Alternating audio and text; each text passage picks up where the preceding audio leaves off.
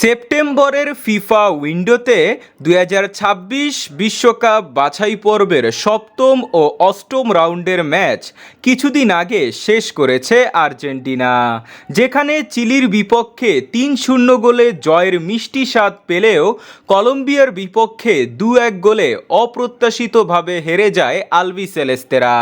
আগামী মাসে অক্টোবরের ফিফা উইন্ডোতে বিশ্বকাপ বাছাই পর্বের নবম রাউন্ডে ভেনিজুয়েলার বিপক্ষে মাঠে নামতে চলেছে আর্জেন্টিনা। ইতিমধ্যেই আর্জেন্টিনার বিভিন্ন গণমাধ্যম প্রকাশ করেছে যে কেমন দল ঘোষণা করা হবে ভেনিজুয়েলার বিপক্ষে। তো চলুন এক নজরে দেখে নেওয়া যাক মেসি ডিবালাকে নিয়ে ভেনিজুয়েলার বিপক্ষে কেমন দল ঘোষণা করবে কোচ লিওনেল স্কালোনি। সর্বপ্রথম ভেনিজুয়েলার বিপক্ষে গোলবারের দায়িত্বে থাকবেন Emiliano Martinez, Geronimo Rulli, Juan Musso ও ওয়াল্টার বেনিটেস। এরপর ডিফেন্ডার হিসাবে দেখা যাবে Lisandro Martinez, Nahuel Molina, Marcos Acuna, Otamendi, Gonzalo Montiel, Leandro Balerdi, German Pezzella, Nicolas Tagliafico ও ভ্যালেন্টিন বার্কোকে। তবে পরপর হলুদ কার্ড খাওয়ার কারণে এই ম্যাচে পাওয়া যাবে না ক্রিস্টিয়ান রোমেরোকে।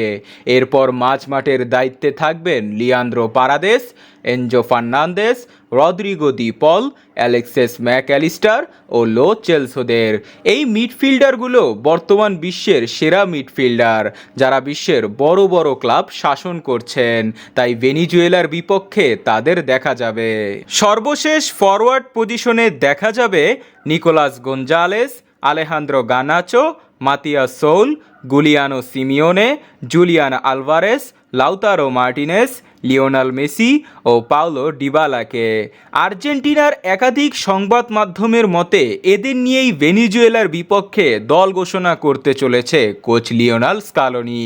তবে ইনজুরির পর প্রায় 2 মাস পর জাতীয় দলের জার্সি গায়ে মাঠে ফিরছেন লিওনেল মেসি।